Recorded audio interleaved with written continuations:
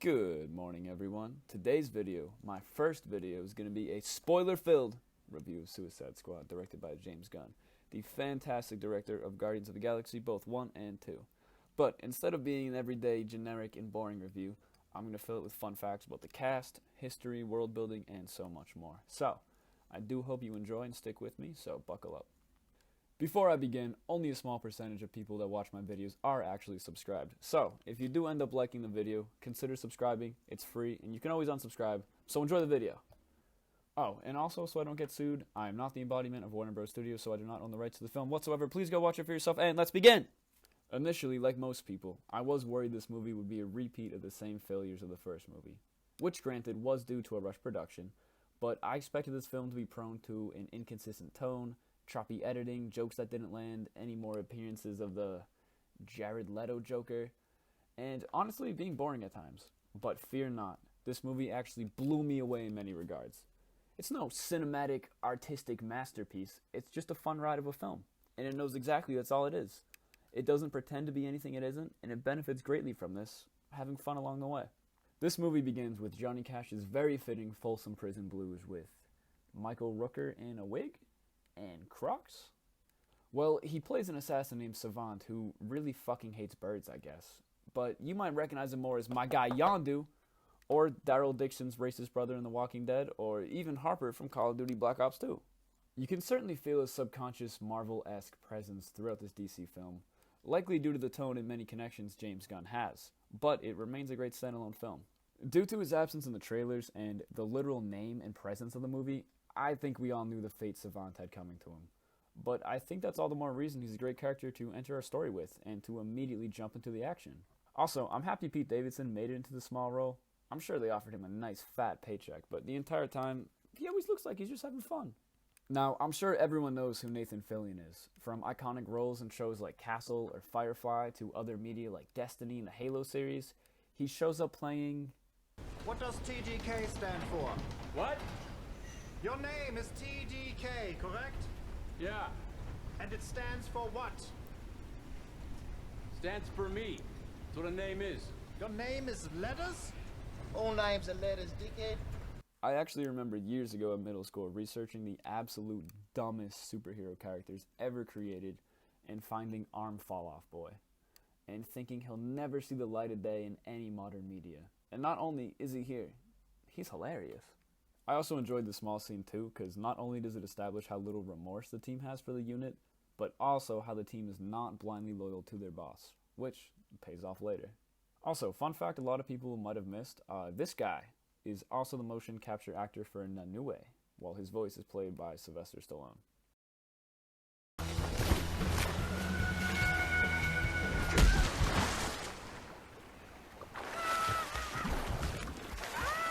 They wouldn't just kill off the Weasel in the first 3 minutes of his appearance, right? The Weasel is dead! I repeat, the Weasel is dead!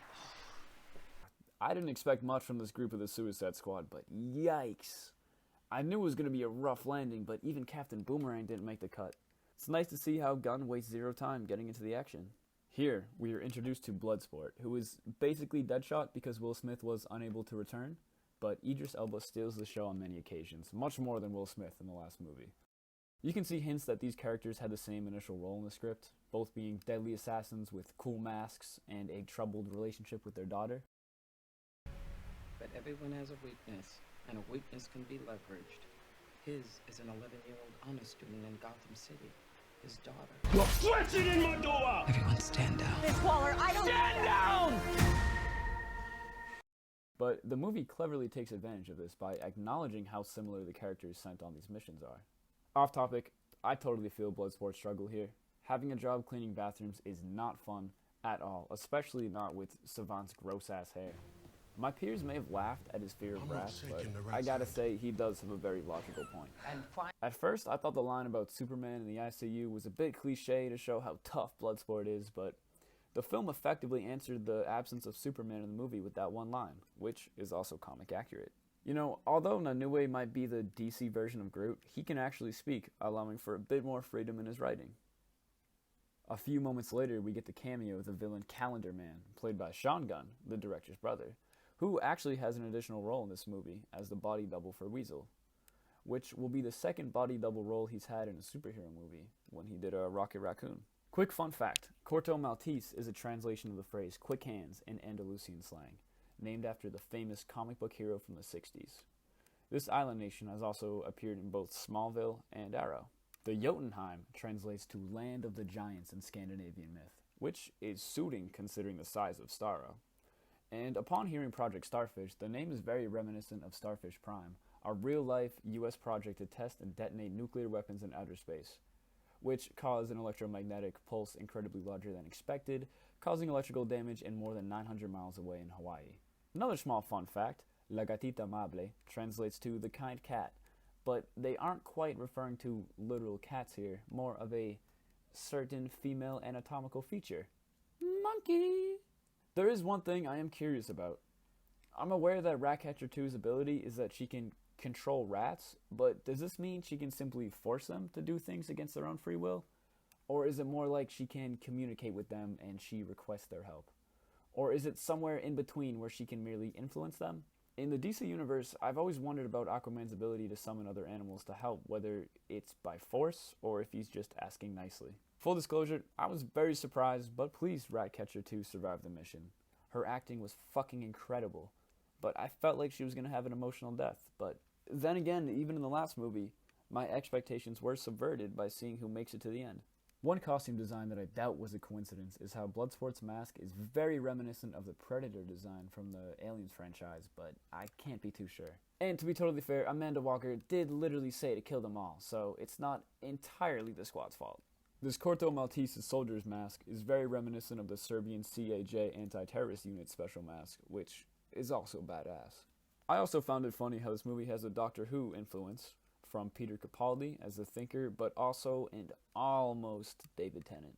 Corto Maltese also has a relatively accurate South American flag from a vexillology standpoint. If you weren't aware, Venezuela, Ecuador, and Colombia used the same exact color scheme for their national flags because after fighting for independence from Spain, the short-lived state called Gran Colombia was briefly formed which encompassed these nations. It's entirely logical to assume that Corto Maltese was part of this former union according to the history their flag embodies. It is also interesting to note that when Harley Quinn says gracias, she pronounced the S with a TH sound. The same way that Americans may view a posh British accent as being royal-esque, Latin America has the same phenomenon regarding Spanish accents in mainland European Spain. Castilian Spanish is the accent most commonly associated with upper class and royalty to many native speakers, and the most notable difference is that they pronounce the S sound with a TH. Much like Harley did right here. There were only a few seconds throughout the entire movie that I began to grow a bit bored, and it was during his monologue, but boom! Instantly reeled back in. One curious thing to note upon rewatching this movie on HBO Max, we see this painting gets ripped up during the sex scene, but it apparently healed up when Harley surrenders? Oops. Also, if I'm not mistaken, the flag of the Rebels seems almost identical to the flag of Guyana. Also, another Guardians of the Galaxy member has a cameo here. Mantis can be seen dancing around the club, which is kinda cool. This shot of Polka Dot Man dancing in the club parallels the Falcon and the Winter Soldier scene of Zemo dancing in the club so well, I didn't even notice his moms were dancing right next to him. This movie also lightly touched on a very serious issue. Ratcatcher 2 mentions her growing up in the streets of Portugal while her father was a heroin addict. For a long time, Portugal was having a major opioid problem and was for a time known as the heroin capital of Europe, where nearly 1 in every 100 people were using heroin frequently. In order to combat this, the Portuguese government actually had a different solution than to America's war on drugs. Portugal decriminalized all drugs, treating users as patients, not criminals, and the use of drugs and deaths caused by heroin dropped immensely correspondingly to this change. Another small touch which I appreciated was calling Americans Yankees instead of Americanos, referring to them in a mildly derogatory way, reflecting their nation's views on our country. Another interesting note was how the army of Corto Maltese used M4-based weapons instead of AK weapons. Due to the M4 being a US NATO weapon, it does imply some sort of connection between the US funding the country at some point, instead of any Soviet-aligned nations. After all, supporting Latin American dictators to suppress the growth of communism is a very frequent pattern the US had. Also, quick shout out to the CGI animators of this movie. I'm sure this animated sequence took lots of time, but I really appreciate this one small detail very much. Out of focus behind Harley, you can actually see 2 birds still dancing together. I appreciate the effort immensely, even on details that are definitely going to be overlooked. This movie is also gorgeous at times. The lighting and the color grading, as well as the depth of the setting, it's beautiful, and not at all at the expense of the story. This might just be me, but Milton reminded me very much of Peter from Deadpool 2, who was just a normal guy that semi-accidentally found himself in a scenario way bigger than he can handle. The discussion of Nazi members or collaborators fleeing to South America at the end of World War II was a very real event that happened. More than 10,000 Nazis had successfully reached the shores of Latin America at the end of the war. This was no accident either. Generations of German people had immigrated here, making it a relatively safe haven for them to begin with their new lives. Today, between Brazil and Argentina alone, more than 8 million people claim German ancestry. In fact, the connection between the two nations was so strong, we can observe this Nazi rally in 1938 take place in the capital, Buenos Aires. U.S. collaboration with Nazi scientists was also a very real event.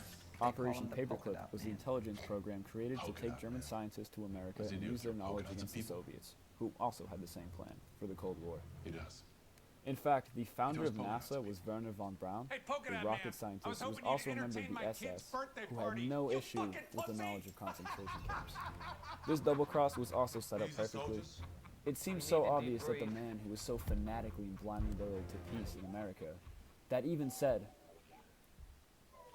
wouldn't let this get out to the press. An entirely logical double cross that I didn't even consider in that one moment. This was also another creative shot. Instead of using some annoying shaky cam fight, we actually just see a reflection of the fight off Peacemaker's helmet. I'm actually quite curious to what technique they used to do this, as I can conjure a few possibilities, but I enjoy this fresh take very much.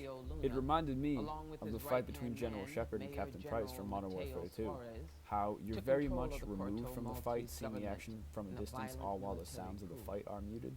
I had no idea Peacemaker was going to get a future television series, so I entirely expected John Cena to lose this fight between him and Rick Flag. For a while, I believe Rick was going to win until, maybe he's okay, okay, fuck. John Cena actually touted his acting abilities here quite well. His eyes convey so much more emotion than I've ever seen him perform before this movie. I felt a very mixed emotion as they turned Rick Flag's character from having the personality of a wooden plank in the first movie into a favorite character of many in this movie, just to kill him off. I respect the choice very much, because it actually made me feel something for a character's death, because I was invested due to the good writing. It's funny actually, at this exact moment I was thinking Rick Flag was going to be a recurring character in future Suicide Squad films, but I suppose the only character with plot armor is Harley Quinn. The CGI budget was also used very efficiently and effectively. Although I tend to dislike unnecessary scenes, I'm happy that this movie showed in a new way trying to make friends with these alien fish, instead of just pocketing the extra money from the budget, even if it served no purpose to the plot. Everybody in the theater I was in went through an entire roller coaster of emotion seeing the New Way's vulnerability in 1, 2, 3 fake death scenes. A very interesting and slightly morbid concept is that it's very possible to blink after being decapitated. An interesting story regarding this is about a French scientist named Antoine Lavoisier. He was set to be executed by guillotine during the French Revolution, but wanted to conduct one last experiment to see how long he was able to blink after the blade fell. Onlookers reported that he was able to for about a dozen times. This story is likely a myth upon my research, but plenty of other cases have been noted, but seemed a bit too gruesome in comparison. Superhero landing! I also love this scene, which is a coup in a sense. Much like what's happening in Corto Maltese, I should have sensed the build-up earlier. Her employees from the start clearly did not obey her, questioned her, and she even left out a golf club from an earlier shot, so setting this up was done quite well. It's also kind of funny that James Gunn has 2 blockbuster movies where one of the protagonists is stabbing the inside of a giant alien monster. This probably goes without saying, but Ratcatchers 2's father was played by Taika Waititi, known for directing movies like Thor Ragnarok and Jojo Rabbit. One recurring theme of this movie is how seemingly fun throwaway jokes are actually built upon later. TDK telling Pete Davidson how to buckle up had a payoff just a few shots later. Quinn wondering what the correct demonym of someone residing in Corto Maltese was actually answered. Knocking over items in the sex scene leading to her actually having access to a gun, and even acknowledging that it was loaded. And the golf club being used for multiple purposes. It's just good writing. So, in conclusion, The Suicide Squad is an excellent movie. I was fortunate enough to watch it in a theater, and it is one of the very few movies I've been to where laughter was audible, and going to the theater instead of streaming greatly enhanced my experience. From the start, this movie subverted expectations in the best of ways. It has an excellent and unique style, with charismatic actors, gorgeous set pieces, an interesting setting, excellent action scenes, and I left the movie feeling very satisfied. Like I stated earlier, this is no artistic expression of the human experience. It's just a very self-aware action movie. But I would still rate this movie a 10 out of 10 movie. Something I never do. Anyway, thank you for watching if you made it this far. I hope to continue making videos on whatever theme I settle upon. And hopefully this channel, we can all grow together. Leave a like on the video if you enjoyed, or a dislike if you didn't. Be sure to comment if I missed anything, or if you disagree with whatever I said. Hope you have a good night.